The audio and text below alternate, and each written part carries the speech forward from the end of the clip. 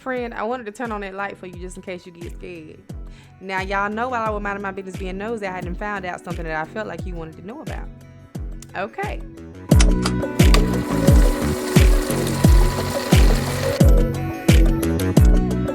So back in the day, there was this story about these twins that is, how can I say, lack of better words, shocking. Okay.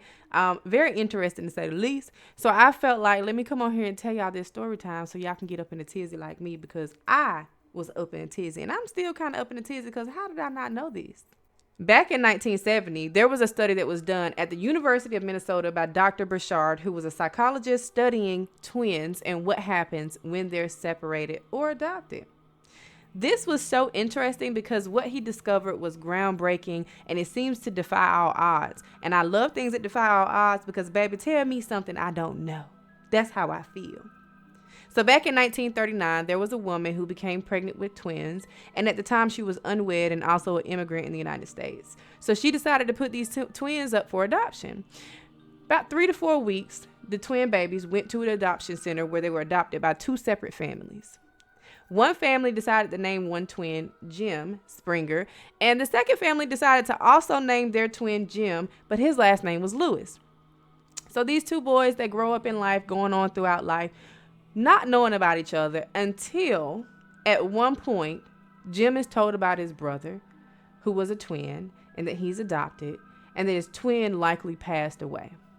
And at another point, the other twin was also told about Jim, who was his brother, and they didn't know anything about him. Now, mind you, these 2 people had no idea what each other's names were. One thought the other twin hadn't made it. All these different things was going on. So at this point in the story, I'm thinking to myself, what is going to happen? Is it going to be like a movie? Is it going to be like an HBO? Like, what is going on? How is it that you could even separate twins to start with? The adoption agency ought to be shamed. But in retrospect, it did teach us a lot. So by the age of 38 or 37 in 1977, these 2 guys were able to find each other by way of phone book, I don't know, bird call. I don't know how they find each other, friends. I mean, that ain't even important to me. What is important is what they find out next. Y'all holding on to y'all horses. Oh, because I'm about to get to the point, and it's going to send you, friend. You about to get up in the tizzy. You just get ready. Get ready. So they have phone conversations, and they decide to meet up in person. Now, one thing that was extremely different about the twins is that they wore their hair different. That's about it. That is about it, friends. These 2 men talk and discovered that, of course, both of their names was Jim Lewis and Jim Springer. They both weighed 180 pounds exactly. They both were exactly 6 feet tall. That's just the surface level. That is just the surface level that had me thinking to myself, okay, coincidence, they're twins. They're same height, same weight. I mean, the weight is a little like, wow, I can't believe that, because what you eat and things like that could dictate your weight. But it's crazy that they had some of the same habits. They both smoked the same kind of, right? I don't know what it was, Campbell's. They both also drank the same kind of beer. Wow. So you could say, that's just a matter of taste. It's genetics. But here's where things get strange, friend. And this is something that I feel personally is not a matter of twins and genetics, but I think it's something else, maybe even otherworldly. They both, growing up, had a dog. The dog's name was Toy for Jim Springer. And the dog's name was also Toy for Jim Lewis. Now, how does that happen? Both of the boys grew up taking beach trips on family vacations in a light blue Chevy to the same exact beach. They just went at different times, so they never saw each other. Neither one of these families knew each other.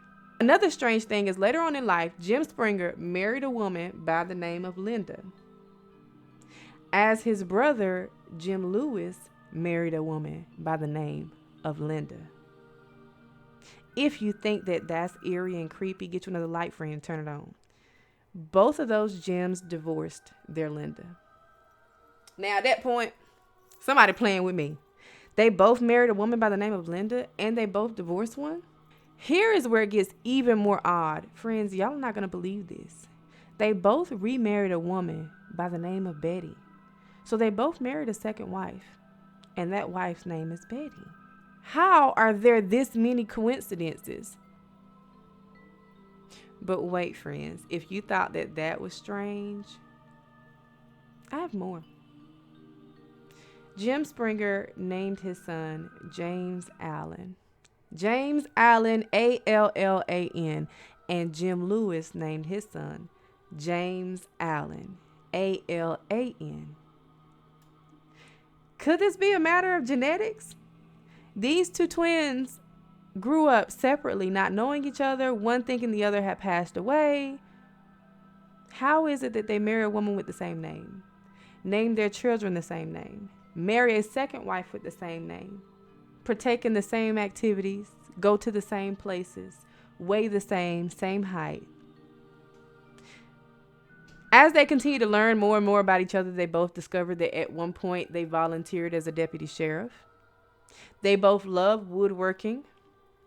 Now, there is one difference, is that one of the brothers remarried a third wife, which the other brother didn't have a chance to get to do that yet. So, I mean, you can say, oh, here's a difference, but is it not odd or strange to you that these two boys were so much alike down to names? The dog named Toy, the wife named Linda, the second wife named Betty, vacationing at the same beach. Their name is the same. They named their child the same thing. It's almost as if, need I say, they were living parallel lives in alternate universes that may have possibly come into the same timeline. Just my thought. I'm not saying it's real, but how ironic is that? Some reports say that both of the Jim twins had a little brother whose name was Larry and had also been adopted into the family. Creepy.